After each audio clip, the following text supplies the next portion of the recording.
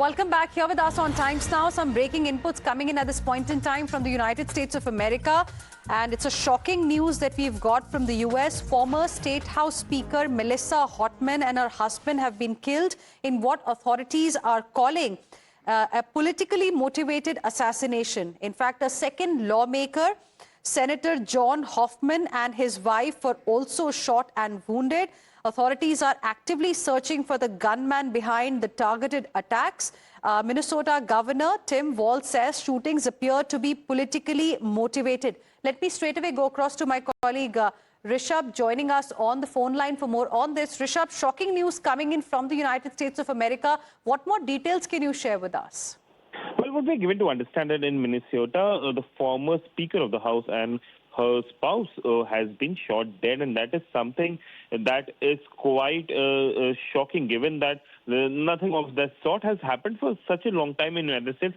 Political murders are not something that is common in United States or that part of the world for that matter. As Tim Walz, the Minnesota governor, says that this looks like politically motivated shooting, and politically motivated murders are something which U.S. is not very, if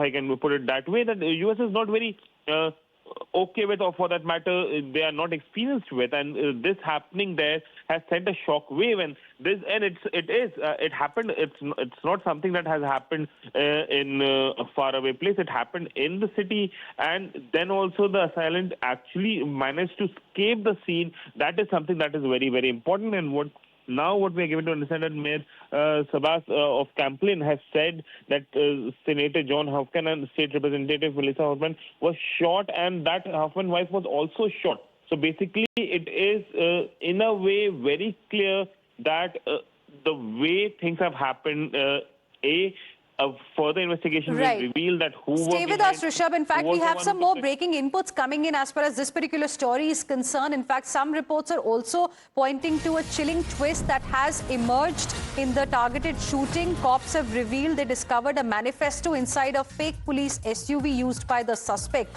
Now, this is according to some reports. Apart from that, a statement has come from U.S. President Donald Trump as well. For more, let's go across to Rishabh. Rishabh, what is it that the U.S. President has said? Well, U.S. President has also shown shocked, and the way the White House has very categorically spoken about it, Trump has condemned it as a terrible shooting, is what we're given to understand. And the representative of White House has also very categorically said that what has happened is something that should not have happened, and this is terrible shooting. And Donald Trump, has condemned this attack.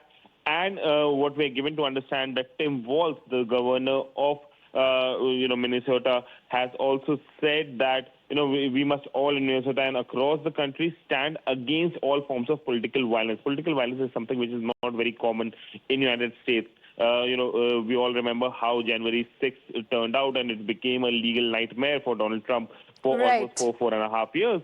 And now, this thing happening in Minnesota is something that definitely has very few precedents in the history of the United States. Right. Donald Trump has called it a horrific attack. U.S. President saying that such horrific violence will not be tolerated in the United States of America. The gunman, in fact, more reports indicating the gunman, who has not been identified yet, impersonated a police officer using a replica SUV with emergency lights and wore a uniform designed to look official. Thank you very much, Rishabh, for the moment, for joining us with your inputs on this story.